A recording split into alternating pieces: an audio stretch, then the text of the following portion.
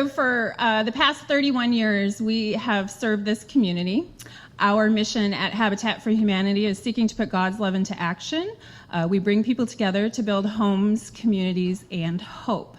For the last 31 years, we've served our community through single-family home projects. And what we'd like to share with you this evening is some data that we learned through a recent housing study with collaborative partners in our community, and how we looked at the data from the housing study, how we have served our community for the past 31 years, and our plan and intention on serving our community moving forward. Yay! Little background about Habitat. We are one of 1,300 affiliates across the United States of America. We are one of 67 affiliates serving the state of Michigan. And Midland County Habitat for Humanity was founded on December 2nd, 1988. We built our first home in 1989. Our service area is specifically Midland County. We serve the entire county and including the city of Midland. In the past few years, we've also served the city of Coleman through home ownership opportunities. We traditionally serve families that fall within 30 to 60% of the area median income based on HUD's guidelines for Midland County. In some instances, we can serve families up to 80% of the income. As I previously mentioned, we built our first home here in the community back in 1989, and to date we've served more than 80 Midland County families through single-family home ownership. The core essence of the Habitat for Humanity program is to serve low to moderate income families through home ownership. In addition, in the last 10 years, Habitat for Humanity has incorporated a neighborhood revitalization program where we partner with owner-occupied homes in our community and help them do necessary revitalization and repairs to those homes. In addition to our work in our home building and home repair, Habitat serves the community in various other ways. We repair existing homes. We offer financial literacy opportunities for individuals who aspire to become homeowners. We collect and resell gently used items that are donated to our restore. Those dollars raised from that go back into our mission to serve our families and our community. Additionally, Habitat for Humanity International this past summer launched their first ever national advocacy campaign. Affordable housing issues are a national issue. More than 19 million families across the country pay more than 50% of their monthly income on housing. The average rule of thumb is that individuals or families should not pay more than 30% of their monthly income on housing. We wanted to understand what is the need here in the community. Are we serving the community in the way that the community needs to be served through our housing products? We partnered with multiple other agencies in the community in 2016-17 to conduct a housing study. We partnered with the City of Midland Planning and Community Development Department. We partnered with Home to Stay. At that time, they were still Midland area homes. An additional partner was also the United Way of Midland County. We wanted to understand what was the need in the community. Can we define it? Can we quantify it? What does that need look like? And are we, as Habitat for Humanity, serving the affordable housing need in the community in the appropriate ways?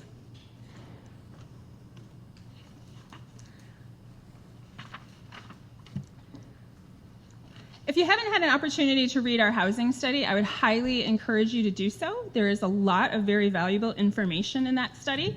It can be found on our website at MidlandHabitat.org under our latest news section. It is also on the City of Midland's planning page as well.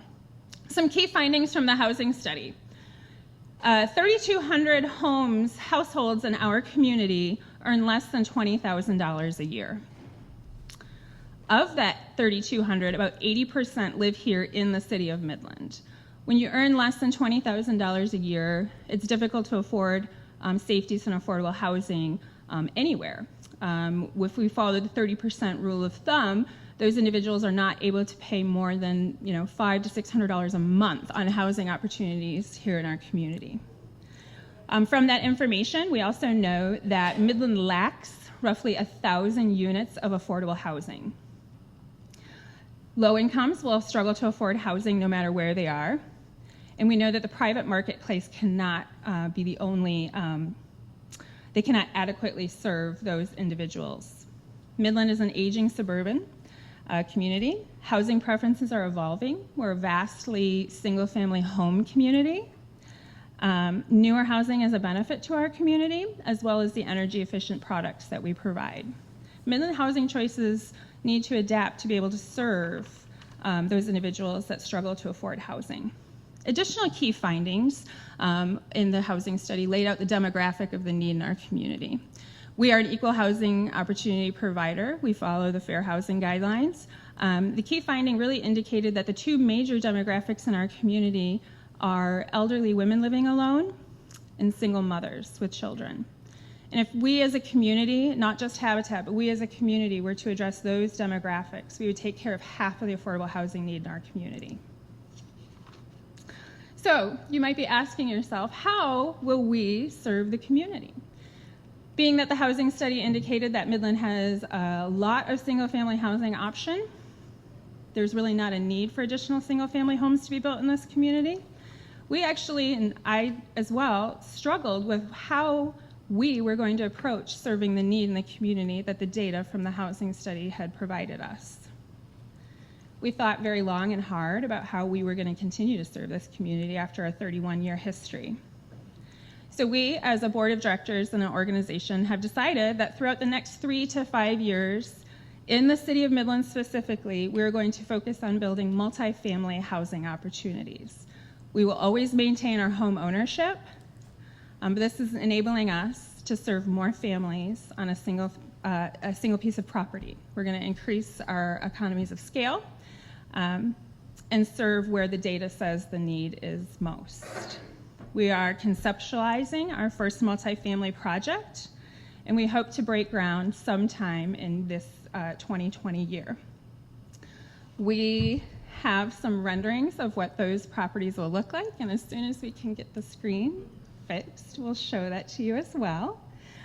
We took a long, hard look at the need in the community. We've identified a piece of property. We acquired the property a few years ago, and we will shortly begin developing the infrastructure of that property. We were able to secure a $30,000 grant from the City of Midland through the Community Development Block Grant Program.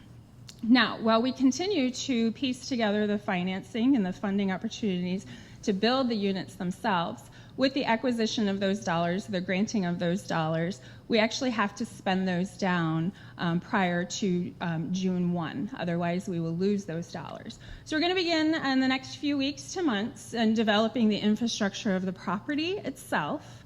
We'll maybe, hopefully not have to, take a break while we wait for the rest of the funding opportunities to come together. So over the course of the next few weeks to months, you'll see us out on our piece of property that we will soon hopefully be showing you. The property actually is located out M20, still within the city limits. It's on the corner of Isabella and Huntley. And through the infrastructure, we'll actually be clearing the lot and removing an outdated old septic tank and prepping it for the construction of the units. As you can see from the renderings here, we're going to be building two unit condo ownership units. Yay! Let's roll. Can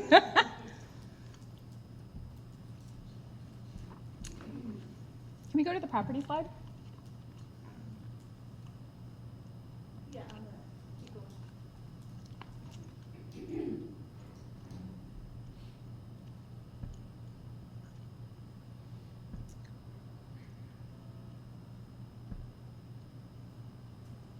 Okay, so here's the rendering of what we anticipate these units to look like. Each unit will have its own garage, its own driveway. Next slide, please.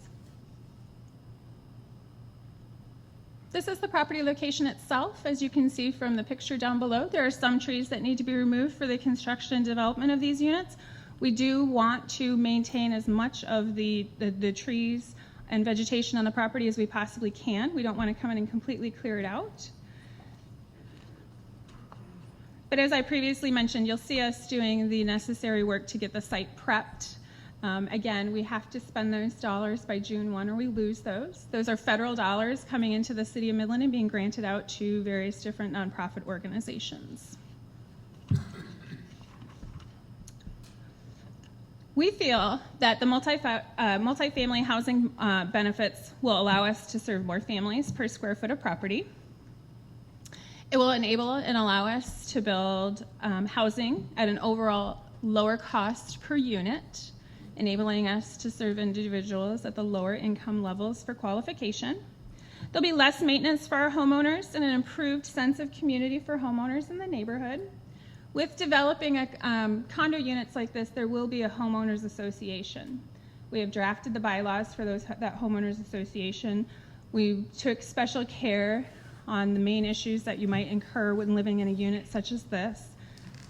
In much of our research, we learned that the three main issues that have tended to be seen are people, pets, and parking.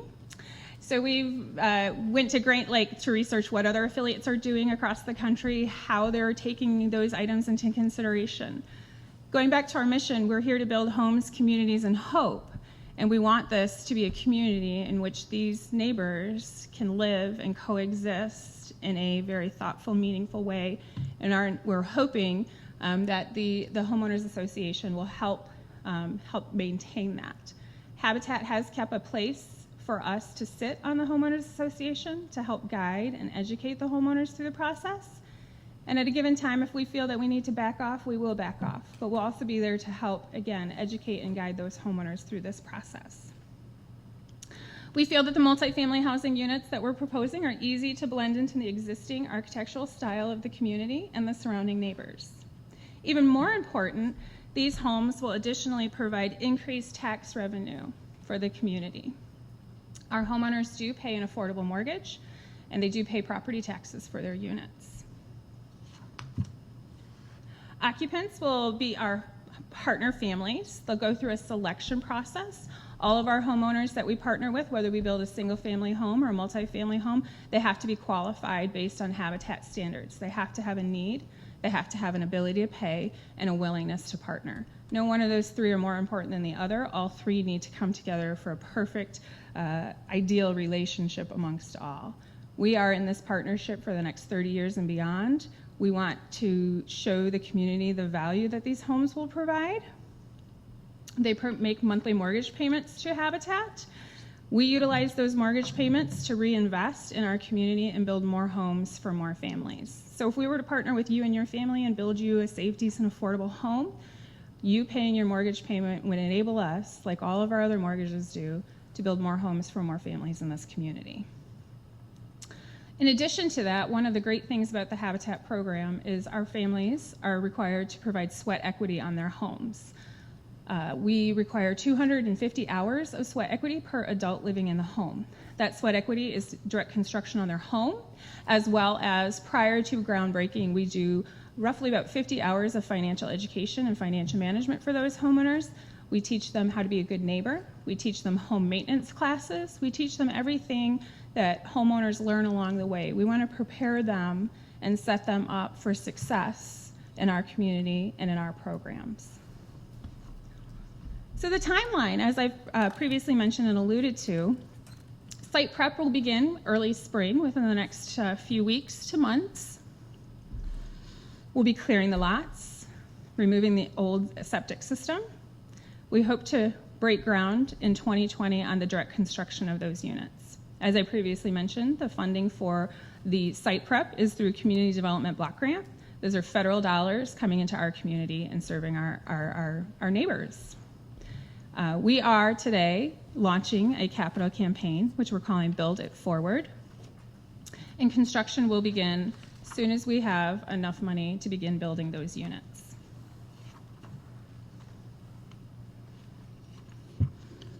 Now, you might be saying, is this new? Is this a new concept? This is a new concept for Midland County Habitat for Humanity, but it is not a new concept for our affiliate friends across the country. We see many of the metropolitan areas that they cannot afford to build single-family homes based on cost of land and construction products. So while this is a new concept for Midland County Habitat for Humanity, this has been taking place across the country.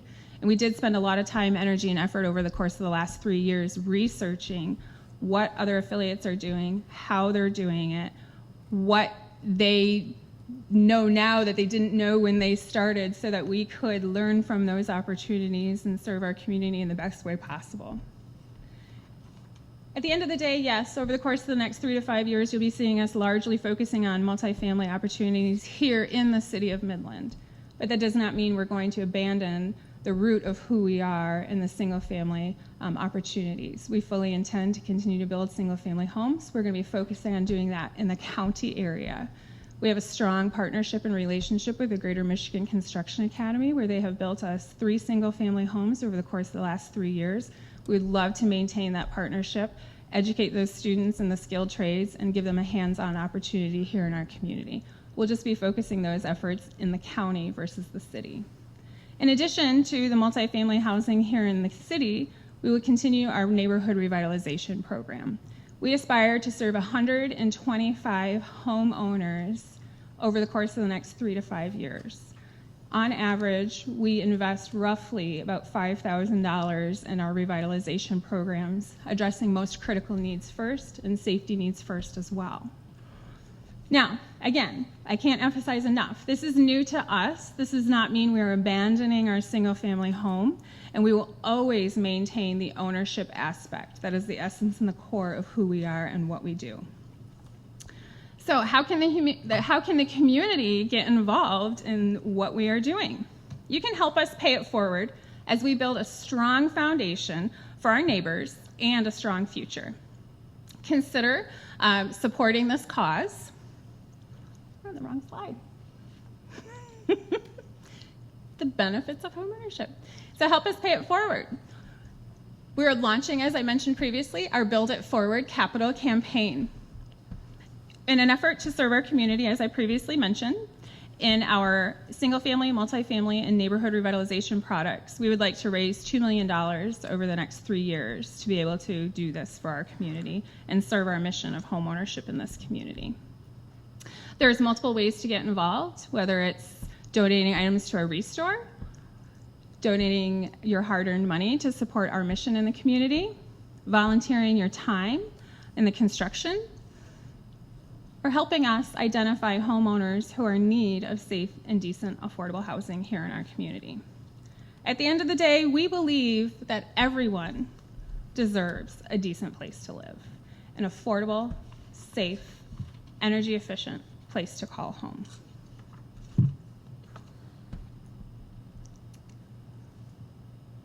Does anyone have any questions?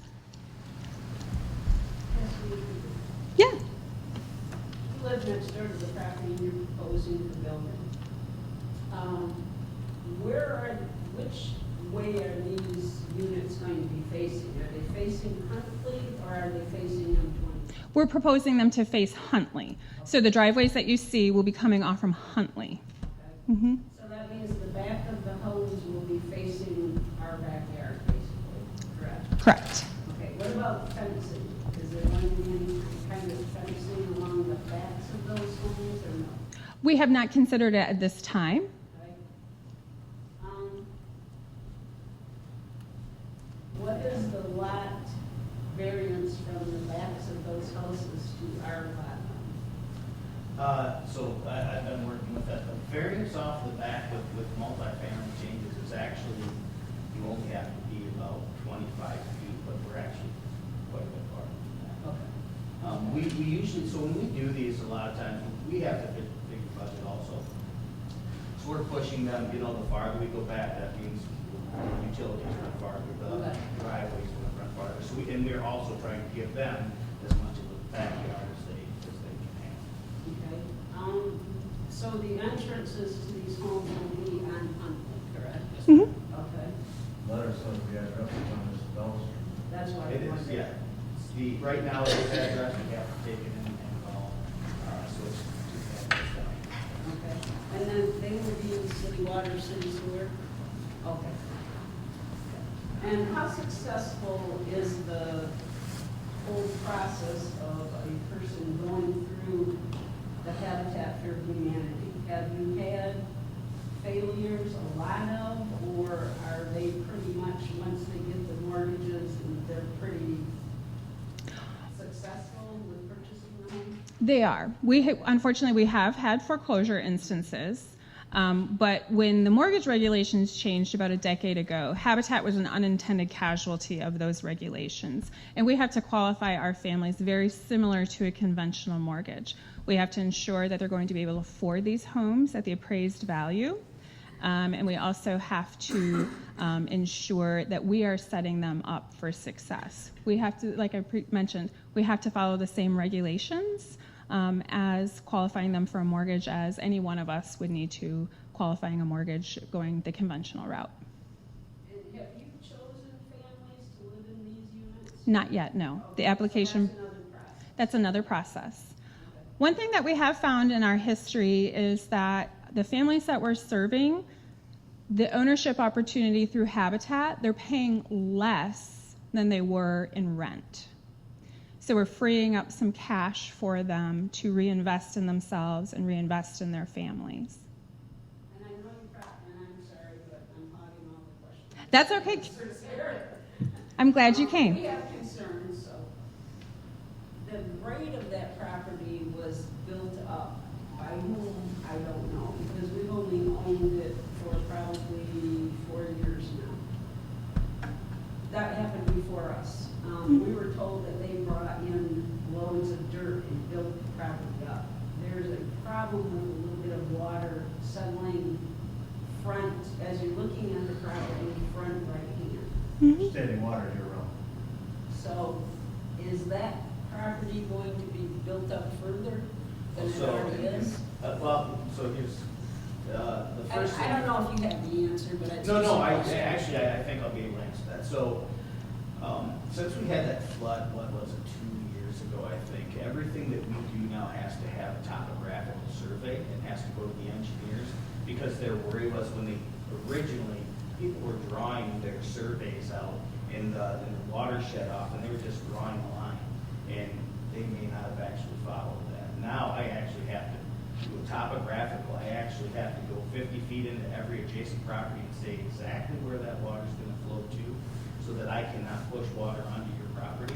But also, with this property being,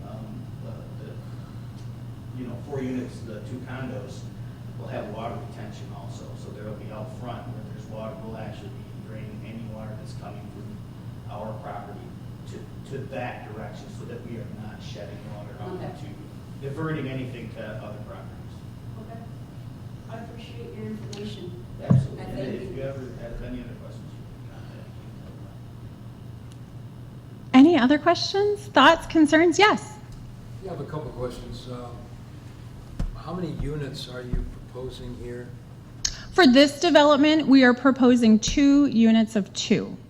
So they're basically duplexes? Yep, condos. Yep. What is the required income to qualify for one of these units? It's on a case-by-case basis. So HUD has income guidelines for every county. So we fall within serving families between 30 and 60% of the area median income. Now, that's based on the family size as well. So a family of 2 would have a different income qualification than a family of 6. And we can get you that information as well. If you searched HUD income guidelines for Midland County, it will show you the graph that we follow. And those are updated on an annual basis. I guess my question is also, with the resources that you're spending on this, and you're basically providing just 4 units, based on the data that you presented earlier on how many people are, needing housing, does Habitat ever consider apartment complexes, things like that, where it seems to me that most the people that are struggling are more likely to need a place to rent rather than a place to buy? Very valid point. Habitat for Humanity International, when our organization was founded back in 1976, they want to maintain the ownership, the benefits of asset building and providing family ownership opportunities. Unfortunately, we cannot provide rental opportunities to the community without violating our covenant with Habitat International. So we felt the best way to serve this community moving forward, we begin to providing diversified housing options to our community. Traditionally, on an annual basis, we typically build 3 single-family homes a year, so we're actually just scaling up by 1. And traditionally, we build 1 at a time, so we're also scaling up, and we would like to construct all 4 at the same time, have all 4 families close on their mortgages at the same time, and all 4 move in at the same time. But unfortunately, based on our guidelines and our partnership with Habitat International, our affiliation with them, we cannot provide rental opportunities to the community. We have great partner organizations in the community, such as Affordable Housing Alliance, that provide subsidized rental opportunities, as well as Home to Stay helps families seek out affordable rental opportunities in the community. But Habitat, we're an ownership model.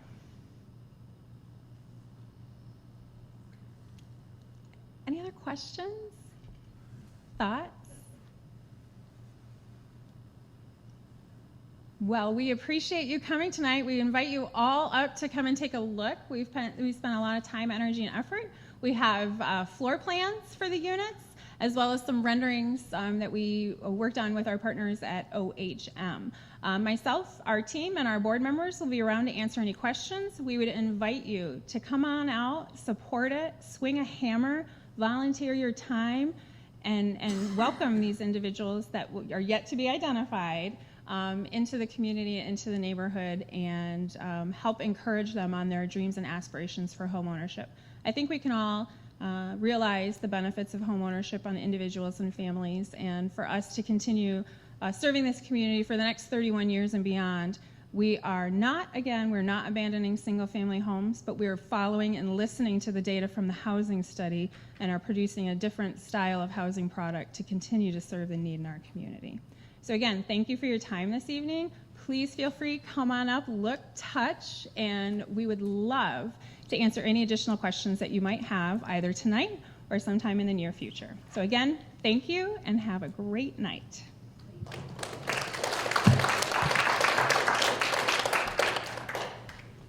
Come on up, don't be shy.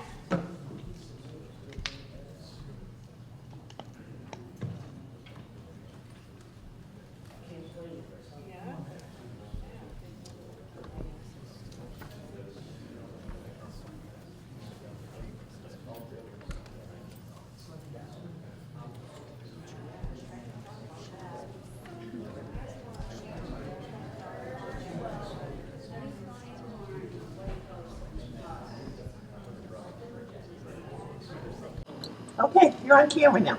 Hi, my name is Buzz.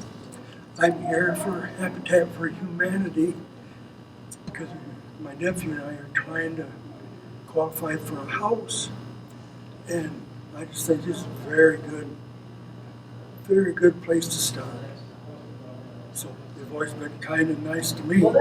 So hopefully we can get the job done.